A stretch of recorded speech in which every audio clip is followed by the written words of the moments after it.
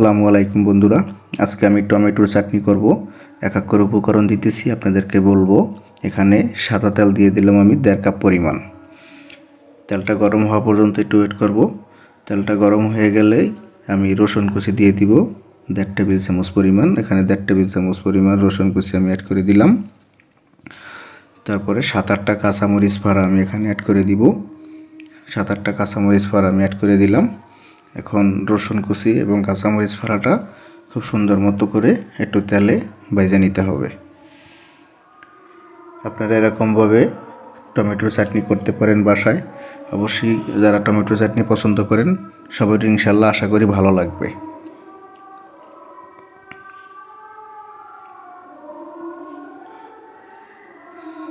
আমি হালকা একটু ভেজে নিলাম।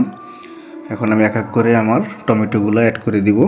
অবশ্যই পাকা টমেটো নেবেন, লাল টমেটোটা দিয়ে চাটনিটা করলে খুব সুন্দর একটা কালার আসে। আমি এখন এক এক করে সব টমেটোগুলো দিয়ে দিছি। এখন তেলে ভেজে নিতেছি, দেখতেই পারতেছেন। আমি এখন এটাকে ঢাকনা দিয়ে ঢেকে দিব। তার আগে আমি পরিমাণ মতো লবণ দিয়ে দিলাম। আপনারা অবশ্যই যার যতটুকু লবণ লাগে স্বাদ মতো লবণ অ্যাড করে দিবেন। এখন আমি ঢাকনা দিয়ে ঢেকে দিলাম টমেটোটা সেদ্ধ হওয়া পর্যন্ত। আমি ঢাকনাটা তুলে ফেললাম। দেখতেই পারতেছেন যে আমার টমেটোটা সেদ্ধ হয়ে গেছে অনেকটা, কিন্তু আমি খুন্তির সাইজে একটু ভেঙে দিতেছি।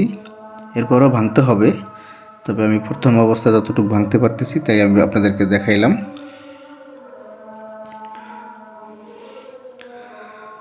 টমেটোর চাটনি লাভারদের জন্য খুব সুন্দর একটা সহজ উপায়, একটা টমেটো চাটনির রেসিপি আমি আজকে শেয়ার করলাম আপনাদের সাথে। আপনাদের কেমন লাগে অবশ্যই জানাবেন। দেখতেই পারতেছেন পানিটা শুকিয়ে গেছে। এখন আমি একটু খুন্তির সাইজে একটু ভালোভাবে নেড়ে দিব। অবশ্যই পানিটা শুকাবেন, পানিটা না শুকালে কিন্তু টমেটো চাটনিটা ভালো লাগবে না। এখানে আমি এখন ধনিয়া পাতা অ্যাড করে দিলাম।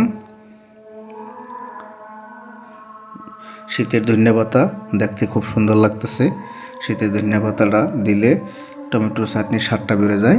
এখন আমি ডাইল গুটনির সাইজে আমি সুন্দর মতো এটারে ভেঙে নিতেছি, দেখতেই পারতেছেন।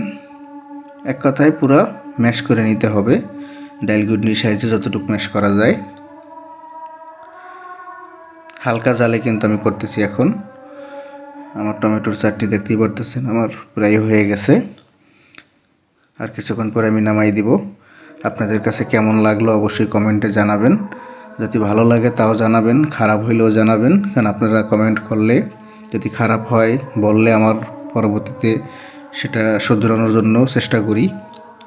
আর আপনারা যারা এখন আমার চ্যানেলটা সাবস্ক্রাইব করেন না, চ্যানেলটা সাবস্ক্রাইব করে দিবেন। আর ফেসবুকে দেখলে অবশ্যই লাইক কমেন্ট শেয়ার করে দিবেন এবং ফলো দিয়ে দিবেন। আমার টমেটো চাটনিটা হয়ে গেছে।